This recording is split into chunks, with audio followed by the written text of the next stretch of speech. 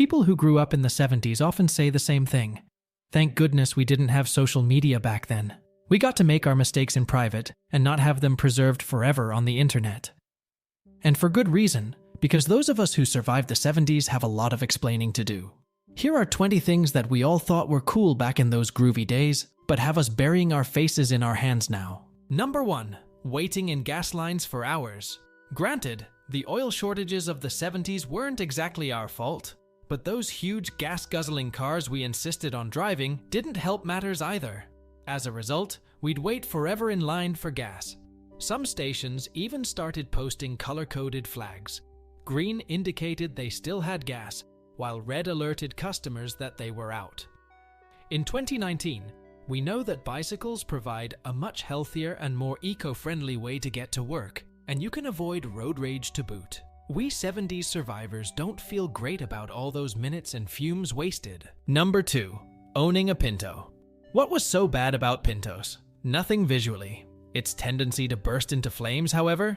Yeah, that was a problem. Despite at least 27 pinto-related deaths, people bought them anyway. Thankfully, we're all much smarter now. Number 3. Believing the complete book of running could solve all our health problems. Don't get us wrong, running is great, but there are a lot of other types of exercise out there. Jim Fixx's 1977 bestseller, however, convinced the world that running was the key to longevity. In the early 1980s, he famously died of a heart attack at the age of 52 in the middle of a run in Vermont. It was a tragic lesson for all of us, but it did open up a nationwide conversation about running, health, and life expectancy. Number 4. Betting on Bobby Riggs beating Billie Jean King. It was dubbed the Battle of the Sexes, but you didn't have to be a tennis expert to predict how this 1973 battle was going to end. Sadly, not all of us were ready to acknowledge that maybe, just maybe, a 29-year-old female athlete could wipe the floor with her 55-year-old male opponent. And yes, we feel silly now. Number 5. Not converting to the metric system.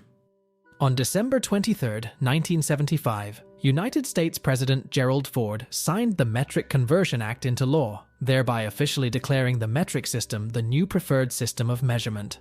Most of the country, however, declined to make that a reality, and now we're still stuck trying to convert miles into kilometers. Number 6. Growing mustaches and mutton chops. We're not talking about the kind of mustaches that are popular today. Modern facial hair enthusiasts at least take the time for grooming. But back in the 70s, guys grew mustaches and mutton chops with a let-it-be philosophy. Their faces ended up looking like the neglected backyard vegetation of an abandoned building. Somebody needed to get in there with a rotary tiller to clean up that mess. Stat. Number 7. Practicing the bump with your friends till your hips hurt. One of the more iconic disco dance moves of the 70s was the bump, which involved smashing your hips into your partners while rhythmically twisting from one side to the other. The hustle we still stand behind, but this was just a bruise waiting to happen. Number 8. And loving ABBA. ABBA is synonymous with the 70s. Yes, we know that the music is a little cheesy. Mamma Mia and its sequel made that pretty clear. But when Dancing Queen comes on, you just can't help but feel the beat. Number 9. Liking disco. We didn't just enjoy disco in the 70s, we made it the dominant musical genre in the country. Even bands that didn't play disco, like the Rolling Stones and Kiss, felt obligated to produce a disco song so that people would buy their records. We apologize now for the error of our ways. Number 10. Unbuttoning your shirt way too low. If your shirt wasn't unbuttoned all the way down to your navel, you were uptight in the 1970s. The look was definitely on the casual side of business casual. And looking back, only Barry Gibb could pull it off. Number 11. And reciting the Wild and Crazy Guys sketch for your co-workers. In this recurring skit, Dan Aykroyd and Steve Martin played two Czechoslovakian brothers, constantly trying to get together with swinging American foxes.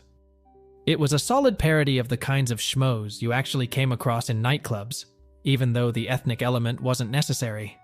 Still, more than 40 years ago, we thought it was hilarious and couldn't wait to talk about it, and imitate it, around the water cooler on Monday. Number 12. Staying up too late to watch Saturday Night Live. The first episode of Saturday Night Live premiered on October 11, 1975, and the show instantly became the cornerstone of the weekend.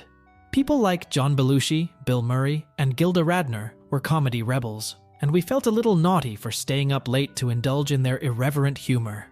Kids these days can just stream the key skits on Hulu or YouTube the next day, but watching the sketch show live was the norm in the 1970s. Number 13. Being obsessed with macrame.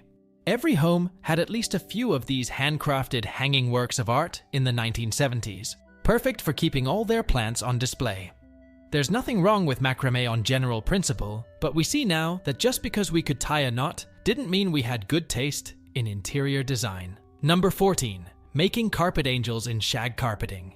In the 70s, shag carpets were the dictionary definition of luxury, even if you had to vacuum them 3 times a day. This aesthetic may be super dated today, but could you make angels in your living room right now? Yeah, we didn't think so. Number 15. Having appliances in avocado or harvest gold. We're not sure when the vote was taken that every refrigerator and stove in America should be a mustardy yellow or bluish green, but that seemed to be the case for every appliance for the whole of the decade. The stainless steel appliances of today may look sleek, but they lack the personality that came with cooking on one of these babies in the 70s. Number 16. Putting faith in a mood ring. Mood rings were apparently filled with thermotropic liquid crystals, and their molecular structure would change based on temperature. And you didn't have to be a chemist to realize that your girlfriend's ring always being blue didn't mean she was the most calm human of all time. If you want to know someone's mood, then you should pay attention to how they're behaving. Sure, it takes more time, but at least you'll get a slightly more accurate reading than violet means excited. Number 17. Decorating with lava lamps. In the 70s, everybody wanted their bedroom to look like a mad scientist's laboratory. Was there something really that fascinating about the floating globs of whatever was in there? Or did we just have nothing else to do after Saturday Night Live was over? Number 18. Wearing polyester. We had a lot of clothing fabric options in the 70s, and yet we still chose polyester. We even thought those polyester suits made us look good. You live and you learn. Number 19. Owning a pet rock. In the 70s, even adults had pet rocks. We all displayed them proudly in their googly-eyed glory. We didn't even consider that spending cash on something we could easily find on the ground for free wasn't the wisest use of our hard-earned money. Nor did we think about the fact that no, a rock cannot provide the same affection or cuddles as a dog, cat, or even a gerbil. Number 20. Owning a waterbed. A mattress filled with water. Yeah, we knew this wasn't a good idea, but it was all about the motion of the ocean, baby. Waterbeds became popular at the end of the decade and grew to be a $2 billion business by 1984, according to the New York Times. We certainly don't long for the days when you had to lug a hose up to your bedroom to fill up your mattress. Today's air mattresses are time-consuming enough.